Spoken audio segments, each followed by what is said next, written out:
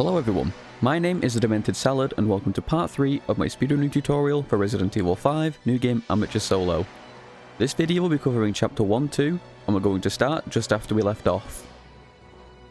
After each subchapter, you will be taken to a shopping screen where you can sell your treasures and buy and upgrade guns. However, we don't need to do anything in this one, so we can simply press ready and continue to the game. Once the chapter starts, follow the path towards the red door. You can leave Sheva behind here because the game will force her to take a specific path to it. Once you're at the door, you can ready up, and when you do, note how Sheva tries to beeline for the door. This is because when you ready up on a door, Sheva is programmed to try and find the fastest way to the door, but if she's too close when you ready up on it, she'll sometimes turn around and face away from it, then have to turn back to use it. There are some instances, however, where we need her next to us in order to use it, which we'll show later on in the run. In this next area, we're going to run through the house in front of us, and as we're exiting, we're going to continue straight forward into the ladder. This will activate a cutscene that we're then going to skip and continue through the area. Instead of sending Sheva up onto the ladder on our left, we're going to just ignore that and take a right. Once we open the door, stand in front of it until Sheva gets close enough, and then run into the wall directly opposite you and turn left. This is done so Sheva doesn't get stuck on the door. Run along the path and you will see a red pile of fruit ahead. Shoot it and collect the incendiary grenade from there. Take a right and then run to the door and ready up.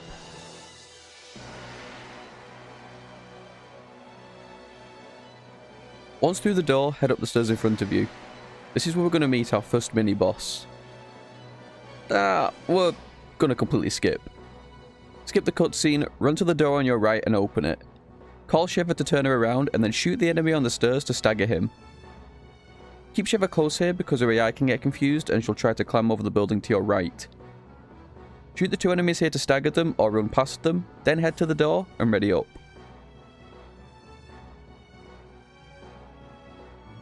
In this area, we're going to leave Sheva behind again as we run ahead, mainly because she'll catch up later due to us having to climb a ladder and doing some looting.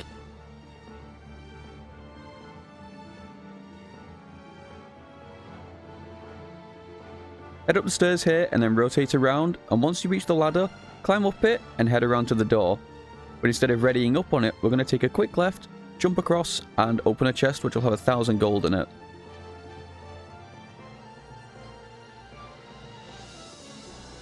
By the time we've collected the gold and jumped across again, Sheva will have caught up to you and you can ready up on the door. Once the cutscene here ends, run into Sheva and then run past her a little bit and call her. This will cause her to turn around and start following you correctly, whereas normally she'll start running around the room for a little bit and this can lose up to around 10 seconds. Head towards the elevator and go down it.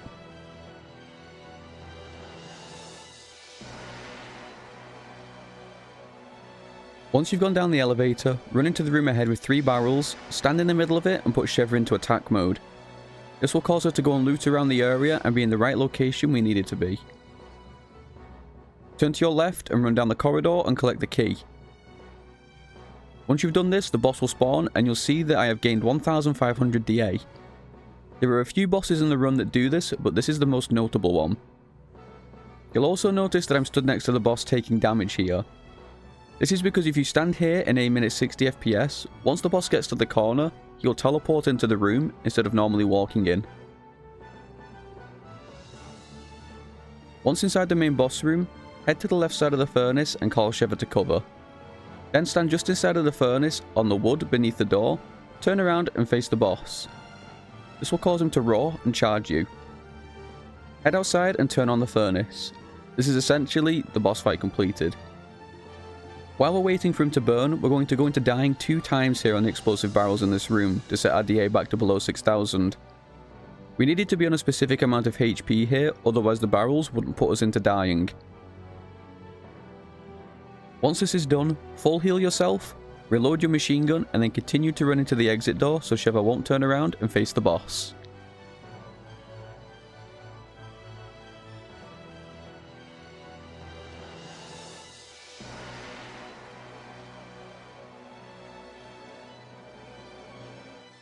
Once the fight is over, head to the exit and then make your way to the elevator.